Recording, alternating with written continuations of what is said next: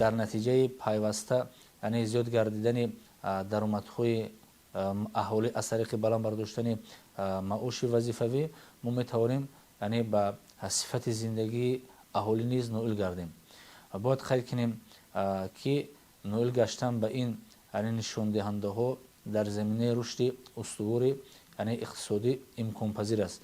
аз ин хотир бояд кӯшиш кунем ки дигар нишондиҳандаҳое ки дар стратегияи миллии рушд оварда шудагиаст ки натиҷаи татбиқи онҳо ноил гаштан ба сатҳи зиндагии аҳолӣ аст, ҷиҳати татбиқи онҳо низ кӯшишҳои зиёдро ба харҷ диҳем.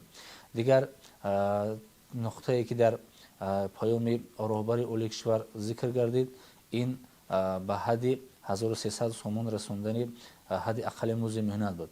бояд қайд кунем ки зиёд гардидани ҳадди аққали музди меҳнат ё ин ки баланд бардоштани даромади аҳолӣ аз тариқи баланд бардоштани музди маош, инҳо тадбирҳое ҳастанд ки ба ҷиҳати баланд бардоштани қобилияти харидори даромадҳои пули аҳолӣ мусоидаткунанда мебошанд.